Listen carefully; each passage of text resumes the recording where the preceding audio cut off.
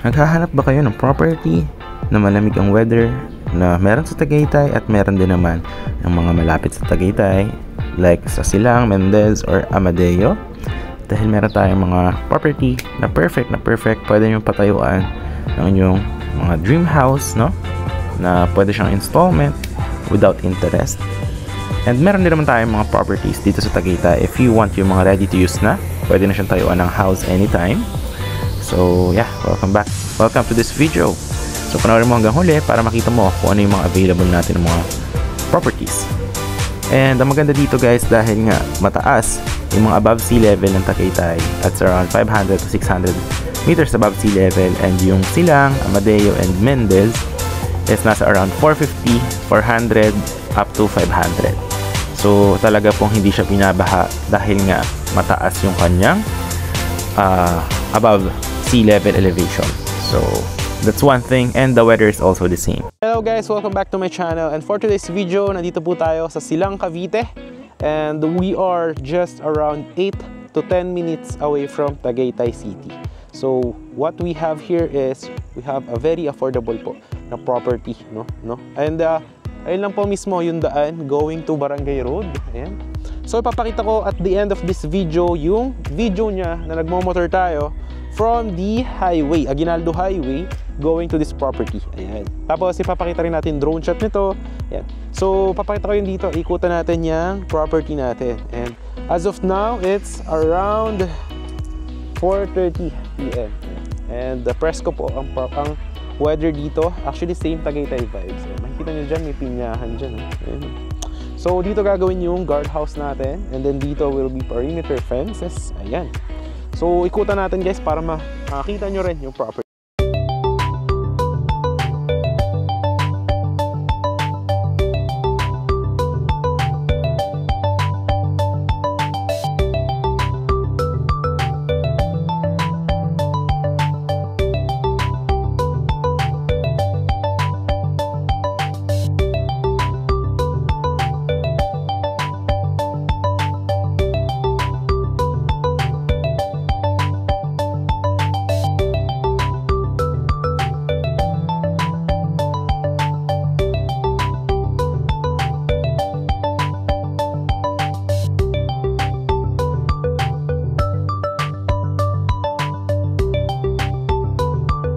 So, ilagay ko sa front view yung ating camera. Alright. So, yung daan guys, yan, sa sementuhan ito yung motor natin. So, accessible siya by car or motorcycle. Diyan siya, yan, Barangay Road na yan dyan, palabas. So, to Tagaytay City Starbucks is around mga 10 minutes. Yan. Then, dito gagawin yung perimeter fence. Tapos dito yung highway, dire-diretso siya dyan.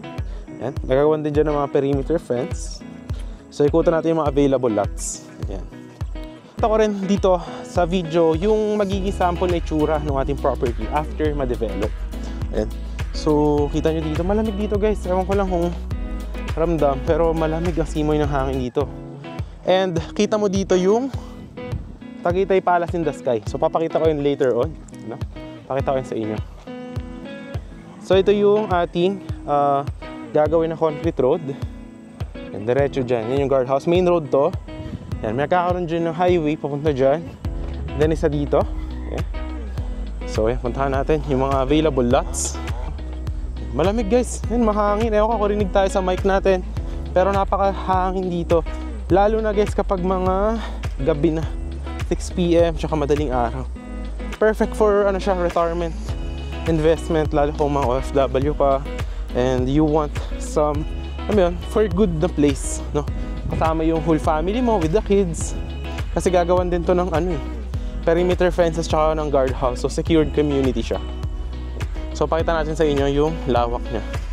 Yan. So dyan gagawin dyan yung perimeter fence. Yan. Tapos yung mga available lots natin is nandito guys.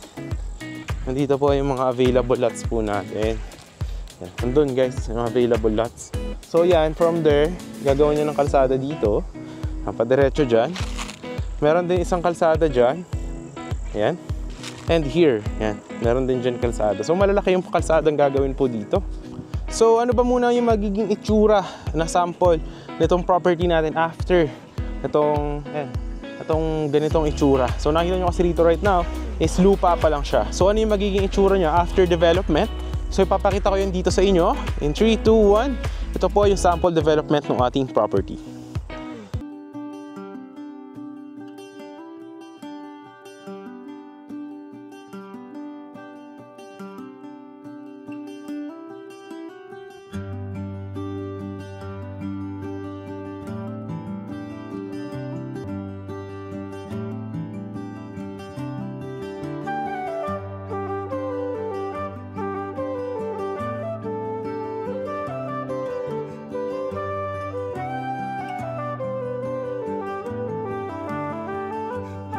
Yung sample ng mga development ng ating property. Yan. So ganun po yung magiging itsura din dito. So meron siyang malaking mga concrete roads with drainages. Yan. Tapos meron ding lines for electricity, water. Yan. Meron ding LTE signal dito guys ha. So yan. So perfect siya for retirement. Ayan. So yan, pinuputol yung ibang puno dyan. Yan. Ito gagawan din ng kalsada dito. Papakita ko sa inyo. Yan. And pakita rin natin sa inyo yung drone shot ng property. Lamig dito guys, oh. Ano siya? Alright.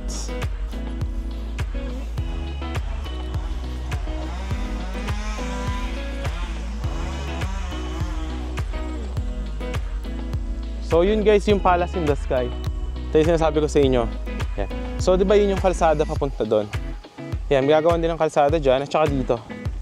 Yan. May mga available lots tayo doon. Mga 150 square meter doon. Yan. So, yung palace in the sky, ayun, kita mo yan dito. Ayun, kita nyo ba? Ayun, oh.